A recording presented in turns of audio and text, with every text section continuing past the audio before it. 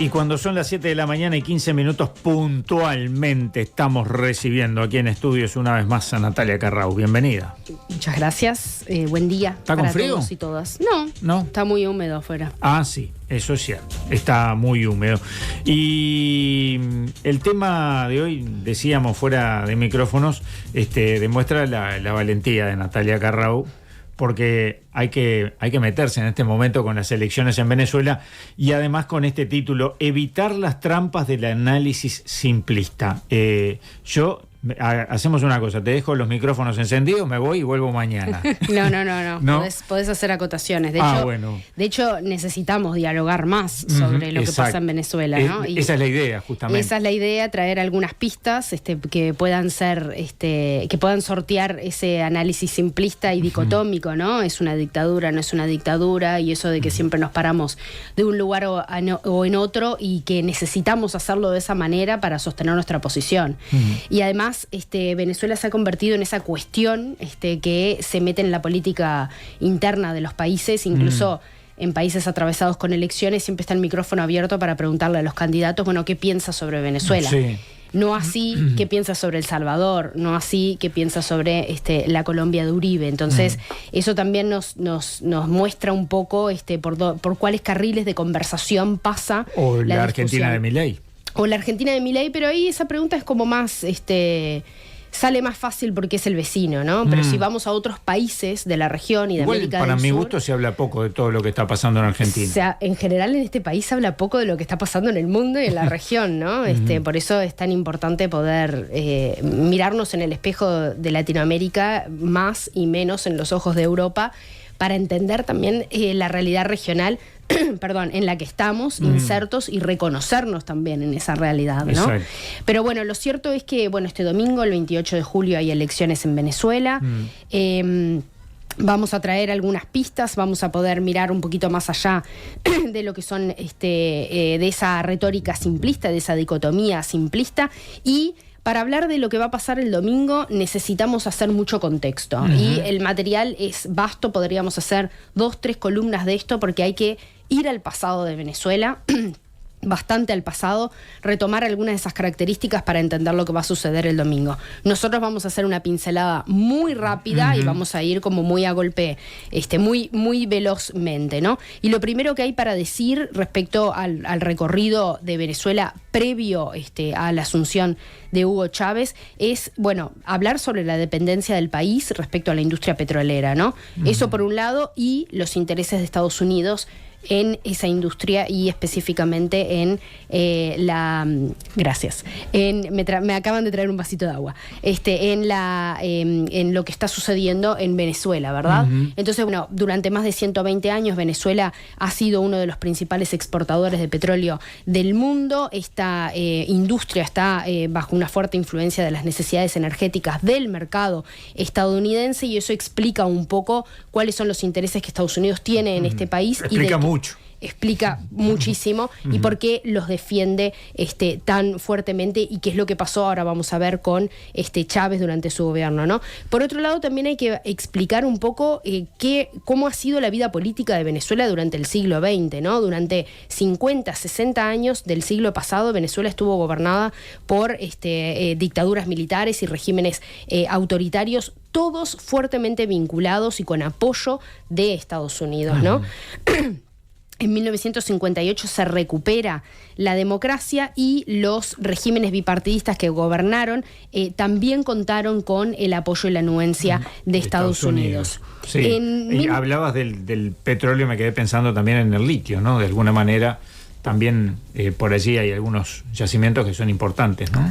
Desconozco, la verdad. Sí. En Venezuela desconozco. Tengo entendido que no, pero ¿no? Quizás sí. El petróleo es la principal actividad. Y si hay, son bastantes menores o marginales. Porque bien. El triángulo del litio está en Chile, en Bolivia, en Argentina. Ajá, bien. En otros países. Bien. Pero volviendo a esta cronología y yendo muy rápido de nuevo, en 1998 gana Chávez y esto es un parteaguas, ¿no? Chávez irrumpe como respuesta de la situación de deterioro social y de descrédito del régimen político que sucedía en Venezuela y Vale la pena también mencionar que Chávez nunca fue contrario a un diálogo directo y una relación directa con Estados Unidos en materia energética. De hecho, las reformas que implementó en materia energética, que fueron en general fueron muy vastas, y en el sector de materias primas fueron bastante profundas. Las reformas no impidieron que las empresas estadounidenses siguieran produciendo en el territorio nacional, solo que tuvieron algunas garantías de abastecimiento y se tenían que plegar y aceptar las condiciones que establecía el gobierno de Venezuela para eso, que obviamente garantizaban la soberanía sobre este recurso estratégico para el país, y que se hicieran las reformas que se estaban previendo, ¿no? Entonces,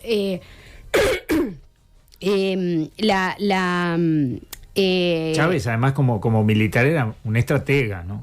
Por supuesto, por supuesto. Y la verdad es que hay que ir a ese contexto y entender lo que significó Chávez en Venezuela para poder venir al presente y entender el apoyo popular que tiene al proyecto chavista en la gente, ¿no? La gente sigue apoyando este proyecto y lo apoya de manera masiva. Y más allá de Maduro y más allá del contexto y de quién es el interlocutor de parte del gobierno con el pueblo, el proyecto sigue vivo en la población, y eso solo se explica por lo que hizo Chávez en su momento, y solo se explica por su dinámica, ¿no? De gobierno y lo que significó para la gente. Pero bueno, el otro elemento importante para entender es la relación de la oposición con este vínculo con Estados Unidos y con la industria de la extracción del petróleo, ¿no? Y esto explica un poco la situación de escalada de la violencia que ocurre previo al golpe de Estado que tiene Chávez en el 2002, ¿no? La afectación de los intereses de las políticas sociales de Chávez, pero también de las políticas en materia energética, de los intereses de la oposición en el país, y que estos estuvieran vinculados con Estados Unidos, explican un poco que escalara esta idea de que hay que derrocar el proyecto chavista, y para eso hay que derrocar al presidente Chávez. El golpe estuvo organizado por sectores empresariales, de la oposición y grandes medios, y el principal foco estuvo puesto, como decía, en estas leyes. El contexto previo a la muerte de Chávez en el 2013 estuvo marcado por una fuerte crisis del mercado del petróleo, que es consecuencia de la crisis financiera mundial del 2008. Y esta crisis, impactó muchísimo en las condiciones económicas del país, y fue visto como una oportunidad por parte de la oposición para poder romper con la hegemonía del proyecto chavista. Maduro, el actual presidente de Venezuela, era el vicepresidente de Chávez en ese momento, y es quien asume la presidencia cuando Chávez muere y convoca elecciones unos meses después. Esas elecciones son en abril del 2013, la oposición participa y de hecho es derrotada, pero por una diferencia no muy grande, y a partir de ese momento la presión, tanto interna como externa, crece enormemente, ¿no? Se desconoce la autoridad de Maduro y se convoca a protestas violentas, que de hecho tiene a varios militantes chavistas asesinados en esa misma noche y en esos días de las elecciones. ¿Qué pasa después de la muerte de Chávez? Bueno, como decía, la presión internacional, además de la interna, escala enormemente. La presión específicamente del gobierno de Estados Unidos se profundizó, y es cuando empiezan a aparecer las medidas coercitivas unilaterales, que a partir del 2015, que es bueno saberlo y es bueno decirlo, no son medidas que implementan las Naciones Unidas, que es el organismo que tiene la capacidad y la potestad para implementar esas medidas, el Consejo de Seguridad, como las que ha impuesto a otros países. Estas medidas no son de Naciones Unidas, estas medidas son coercitivas y son unilaterales de parte de Estados Unidos. Afectan no solo a la industria petrolera, sino otros sectores económicos como el financiero, incluso alcanzan la actividad que puedan llegar a ejercer los funcionarios públicos o las empresas públicas. Nosotros desconocemos totalmente lo que es esa realidad de las sanciones, pero es absolutamente negativo para el país, y no la sufren las autoridades, la sufre la población, claro, ¿verdad? Después del 2015, entre las sanciones y una política errática económica del gobierno de Maduro, se deterioran gravemente la situación social y económica del país. Hay un debilitamiento de la capacidad para gobernar y una pérdida de respaldo popular. El el gobierno aparece ya claramente como un punto débil, ¿no? Es en este momento, en el 2017, cuando surge esta figura de Juan Guaidó, que la escuchamos hablar hace un tiempo y después silencio, no sabemos más nada. ¿Qué pasa con Guaidó? ¿Dónde está Guaidó? Ese autoproclamado presidente. Juan Guaidó era diputado nacional y se autoproclama en enero del 2018 como un gobierno de transición con apoyo internacional. Contó con el apoyo de Trump en ese momento, que era gobierno, y de más de 50 gobiernos de diferentes países, ¿no? Esto no logró afectar el poder real en Venezuela, pero sí causó graves daños, porque al haber sido reconocido como un gobierno legítimo, se facilitó que en nombre de él, representando a Venezuela, se llevaran adelante determinadas medidas. Por ejemplo, el congelamiento de activos de Venezuela y la apropiación de bienes de la nación en el exterior. Que afectó incluso acá en nuestro país al Bandes. Sí, por supuesto. Y bueno, las condiciones también empiezan a cambiar, ¿no? La guerra de Rusia en Ucrania, los desajustes que aparecen en el mercado energético internacional también obligan a que ahora la administración de Biden retomara el vínculo, ¿no? Con Venezuela, y que hubiese un acercamiento táctico para poder, abastecerse del petróleo que no estaba consiguiendo en otros lados. Y como decíamos hace un ratito, también hay que entender, más allá de Maduro, cuál es cómo ha calado el proyecto chavista en la población, qué es lo que significa para la población el proyecto chavista, y para eso trajimos a un amigo de la casa, le pedimos que nos hiciera una especie de reflexión respecto a eso. Vamos a escuchar ahora el audio de Iván González, que es venezolano, profesor de historia, y se dedica también al análisis de la política internacional desde la acción sindical. En verdad, el gobierno y la continuidad del proyecto bolivariano no serían posibles sin la capacidad de resistencia del pueblo venezolano, que desde su organización y presencia en los territorios ha sido capaz de soportar las profundas carencias a las que ha sido sometido durante todo este periodo más intenso de la crisis. Especialmente lo que tiene que ver con las restricciones económicas impuestas por la aplicación de las medidas coercitivas unilaterales, pero también por los propios errores del gobierno en la conducción de las políticas económicas y sociales.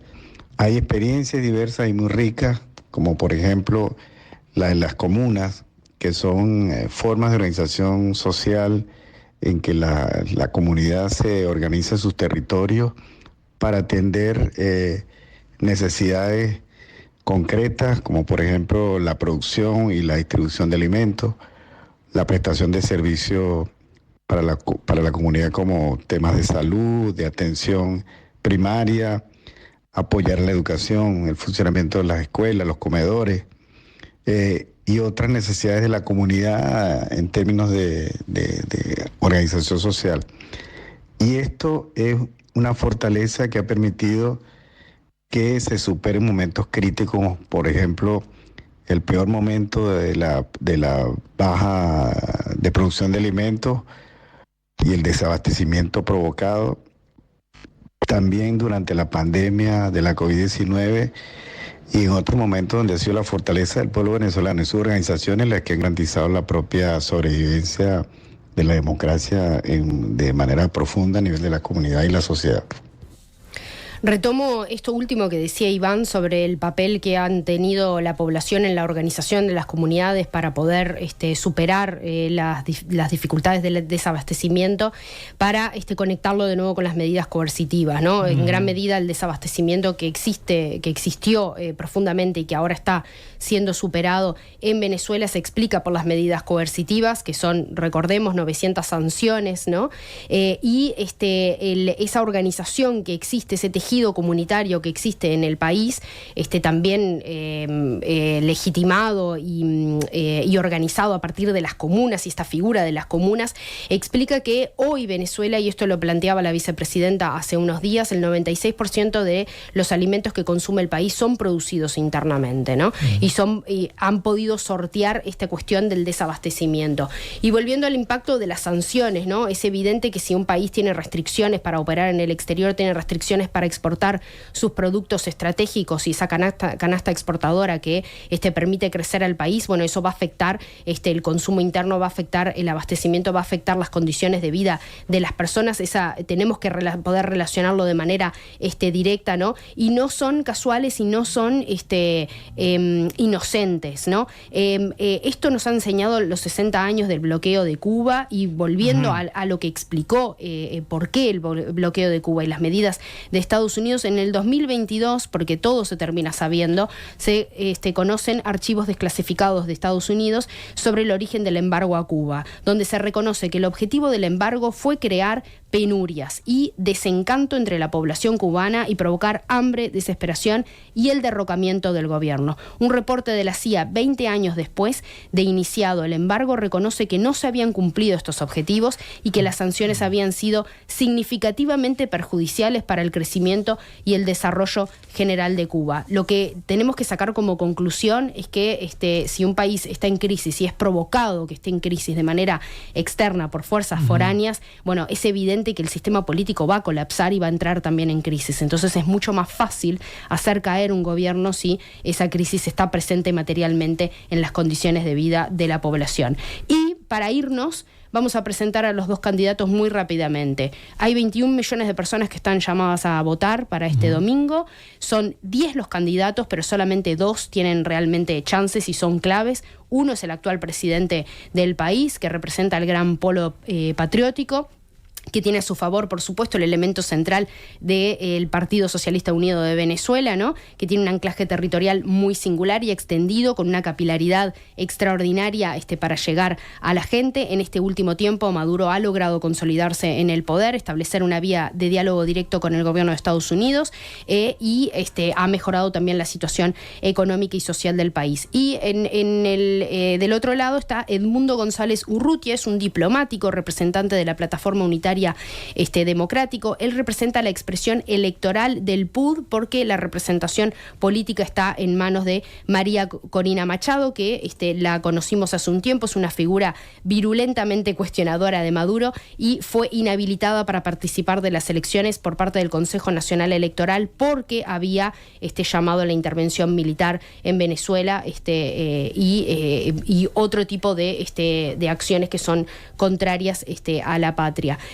Vamos a ver qué es lo que sucede. Todo vaticina que los dos candidatos están diciendo que van a ser los triunfadores, y se espera también, y hay que mirar de cerca lo que va a suceder en ese contexto electoral, porque bueno, también se espera que haya resistencia de parte de la oposición de reconocer el resultado si es que gana Maduro, y qué es lo que eso puede traer en materia de protestas y de violencia, ¿no?, en el país. Natalia, muchísimas gracias. Por supuesto que quedan un montón de preguntas, pero bueno, será para otra ocasión. Seguiremos después. Gracias a ustedes por escuchar.